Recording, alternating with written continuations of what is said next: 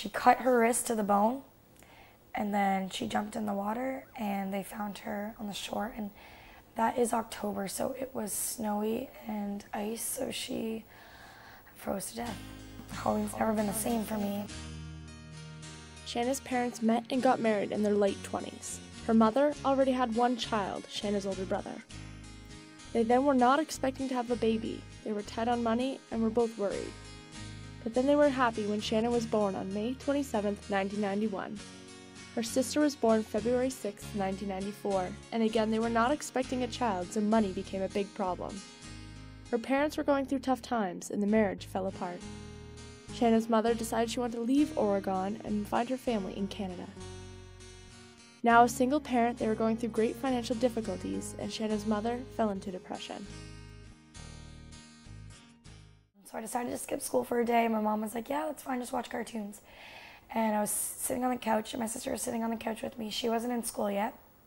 And then we were going to have a bath because we always had baths together when we were little. And the three of us were taking a bath, and things got really weird. My mother just had this sounds really weird to say, but like this evil look in her eye. She was talking like, honestly, I love my mom, but it reminded me of like The Exorcist. Like, it was really scary. And then she was trying to drown me and my sister. And I remember just struggling. Like, I remember being under the water, and how old was I?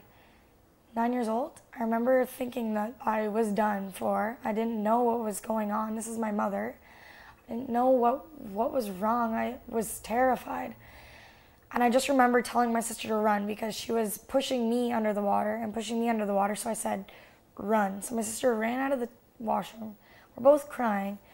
And then my mom kind of fainted. So she called 911, and the ambulance came. And when they came, my mom was still passed out, and I was really embarrassed because the cops came and I was naked and my sister was naked. And they gave us a towel and they started talking to us. And they were asking us like what happened and what was going on. And then at the corner of my eye, I saw my mom getting taken away in a straitjacket. And again, I'm little, I don't understand any of this stuff, but I knew that something wasn't right. And that was really the moment when we went into foster care.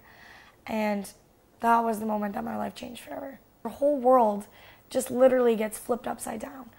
So I was living in this foster home, and I'd visit my mom once a week. She was getting better because that's why we had sleepovers on Saturdays. She was getting better.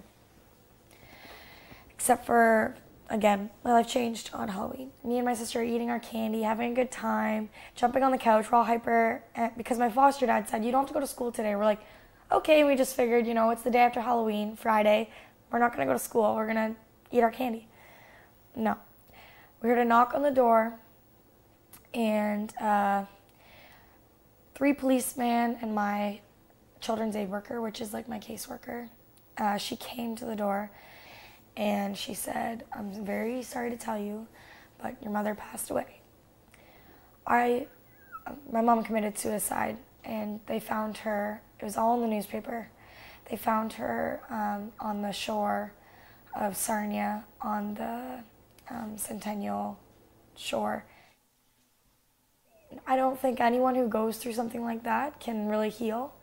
I mean, it's just something that you learn, you try to move on from, and I appreciate my mom for everything that she did, and I'm upset that she had to end her life like that, but I mean, I just can only be stronger from it and go along with saying that I think everything happens for a reason. I loved school after my mom passed away because my teachers and those people in my life, I felt like I listened to them and they taught me stuff, and they were like my support because I didn't get support in my foster home. Like, I didn't feel loved and I didn't feel cared about. I didn't know it at the time, but when I first met Shanna, must have been just after she left foster care. It was both of our first year in university at Laurier Brantford, and she actually lived in the apartment next door to me, and we became friends pretty much right away. My first thoughts on Shanna were that she was fun, crazy, outgoing, kind of loud kind of girl. She was a lot of fun, and now knowing everything that I know, that's pretty amazing. Just because all like the shit that she went through, she's very strong and happy, and I know I wouldn't be. Like, I can't even imagine. Throughout our years of being friends at school and everything, I learned that I knew that her mother had passed away, and I knew that she'd lived in foster care. But recently I found out that I didn't know anything at all. I haven't really ever came out and said, like, I'm a foster kid and, you know, this is all the shit that I went through. Like, I never really told any of my friends, none of my boyfriends really. I don't think it's something that you really need to share about your life. It's pretty personal. So once I did start sharing that, my CAS worker, which is a children's aid worker, she started connecting me with these people, other people who are in foster care, to kind of share ideas of, like, this is what I've been through. It was like not like a counseling process, but it was more like just like a networking, like almost like a conference. So I started going to these conferences. I started learning a lot. I said, wow, all this shit that I went through, I'm not the only one that went through it. There's a ton of people that went through all these shitty things. It's like you just don't realize that your friends, the general public, student body, that these people have went through these things. And I was like, wow. So then I got this job at the office. There was this idea of these hearings. And these hearings were to let people share what has happened to them. They were called Our Voice, Our Churn. And they were at Queen's Park in Toronto, which is like Parliament of Toronto. And people got to share their stories and say, you know what?